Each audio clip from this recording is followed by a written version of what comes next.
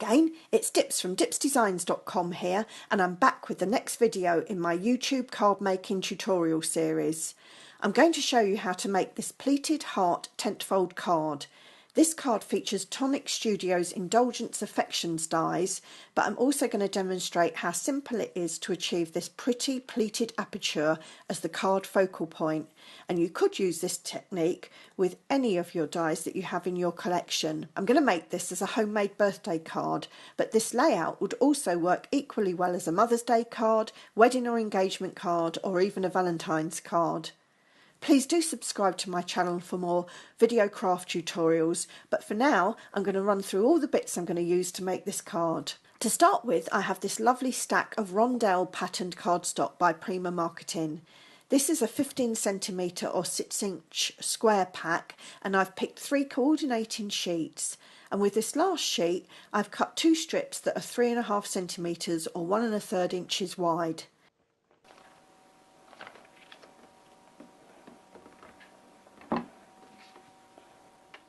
Cardstock, I have a 15cm or 6-inch square of pink pearlescent card. This is a slightly smaller square of pearl vellum, and I don't know whether you can pick this up on the screen. It has a lovely soft sheen.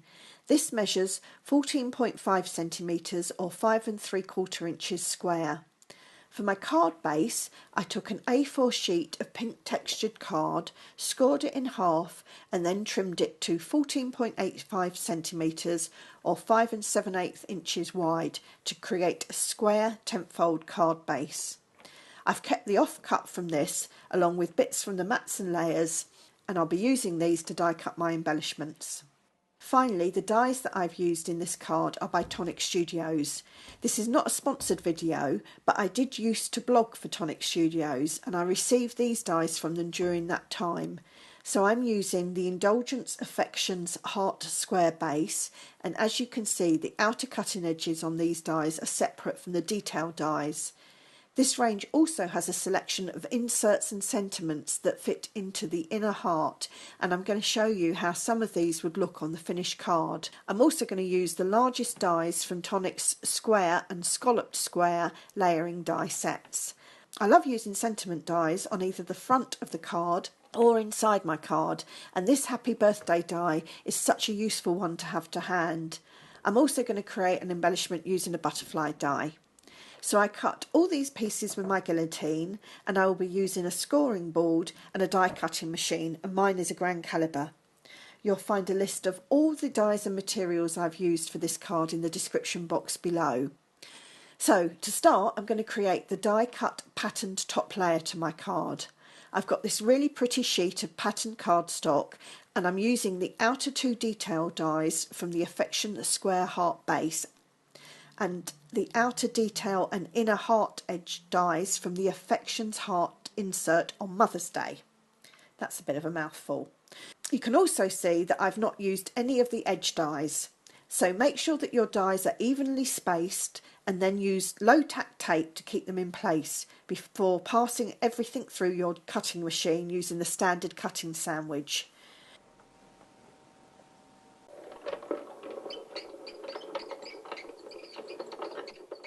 You may find that you need to pass it through the machine more than once. You can see that mine hasn't cut all the way through towards the centre on the first pass.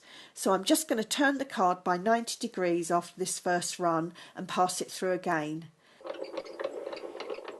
I can see that mine has cut through perfectly after this second pass, so I'm just going to use my embossing mat to emboss the detail. The next step is to remove the waste and then carefully peel off the tape.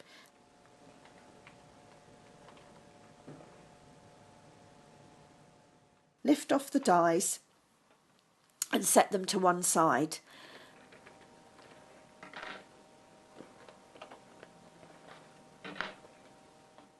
I'm now going to die cut around the outer edge, so I've popped my die cut piece back onto the cutting mat.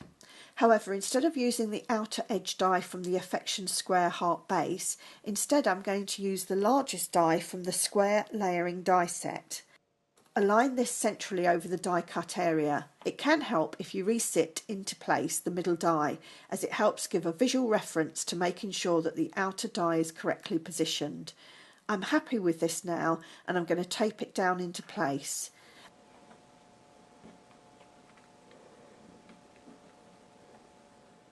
And here it is after it's gone through the ground calibre. Remove the die and set to one side.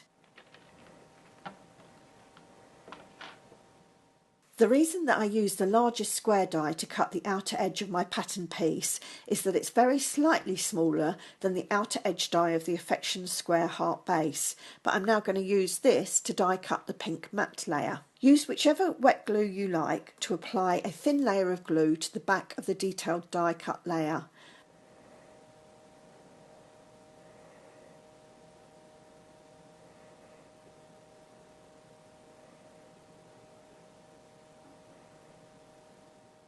I'm making sure that I have glue in place around all the frame elements, and I'm just going to use a cocktail stick to spread it into a thin layer to prevent the glue from squishing out when I attach it to the mat. Using wet glue means that I have a bit of slip to work with when I position this onto the pink mat. Then I'm going to set it aside for a few minutes to dry. Whilst that's drying, I'm going to start working on the pleated element that's the focal point.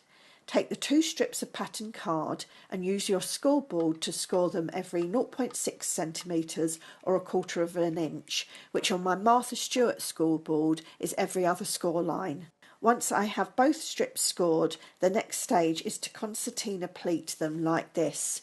You want the folds to be quite crisp, so you could use a score tool for this, but I'm just using my nails. So that's the first strip. Now I've got both strips pleated, and I'm just going to run a small line of wet glue down along one end and spread it out with the toothpick, also wiping away any excess.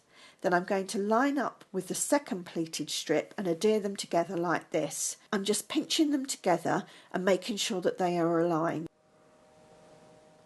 I now have one longer pleated strip. In real life, leave it for a few minutes to make sure that the glue dries, but by the magic of video, I'm going straight on to the next bit, which is to glue together the other ends to make a kind of paper bracelet, like this. Again, let this dry for a few minutes. Now we can return to the die cut matte layer, which has had time to dry and means that I can now cut out the central aperture. So I'm just going to take the inner outline heart die from one of the Affections heart insert die sets and position this into the centre of my die cut layer. Tape it into place and run it through the cutting machine. This time it's cut through both layers at the first pass, but you might need to turn it and run it through again dependent on the thickness of the card. Very carefully remove the tape to make sure that you don't tear any of the filigree detail, and you now have an aperture. Keep hold of the pink cardstock heart, as I'm just about to use this with the pleated circle. So I'm covering the heart with a generous layer of glue, and again use a toothpick to spread it out, but this time don't remove any excess glue.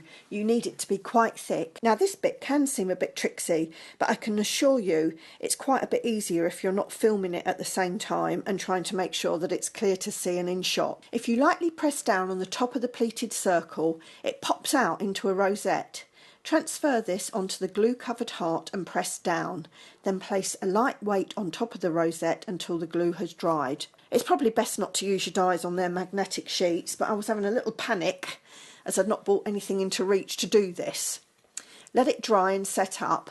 Once that's happened, apply a thin layer of wet glue to the reverse of the heart aperture on the topper. Again, use your toothpick to spread it out if you've been a little heavy-handed like me, then adhere to the rosette, making sure you're happy that it's properly centred, and leave to dry for a few minutes. Meanwhile, I'm going to die cut this final piece of pattern card as a layer for the inside of my card, and I'm going to use the largest die from the square scallop layering dies. I'm also going to cut out my happy birthday sentiment from an offcut of the pink card, along with a few other bits and bobs from other offcuts. To speed things along, I won't show you the cutting out of these. We'll go over what I did when I put the card together.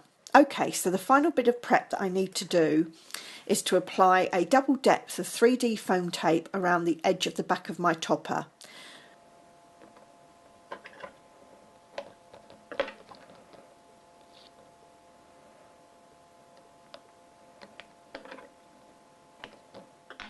So let's put this card together.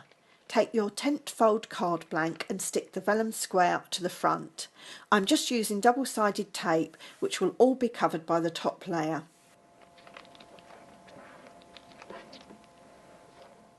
Now I'm just going to run a glue stick over the 3D foam so that I get a little bit of playtime when I go to stick it down, and then place it squarely onto the card.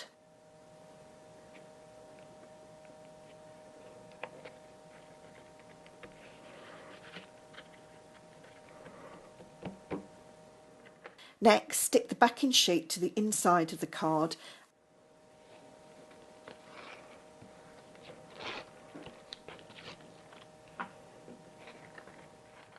and my card is now ready for some final embellishments. I just want to show you what you can do with this versatile design, as it lends itself to a card for several different occasions. You could use a larger sentiment, such as this "Just for You" message, or a Valentine's message, or even a Mother's Day message. But I really don't want to obscure the pleated centre, so all I'm going to do is pop on a die cut butterfly that I've decorated with some flat back pearls. And here's the finished card. You can see that I also picked out the heart detail with flat back pearls and crystals, and I've added my die cut happy birthday sentiment to the inside of the card. If you've enjoyed this video, please do give it a thumbs up and please subscribe. You might also like to watch more of my crafting videos like these. I'm also absolutely thrilled when you take the time to comment as to what you think and ask questions. Is there any other of my cards that you'd really like to see a step-by-step how-to video on? Thank you for spending your precious time with me, and bye for now.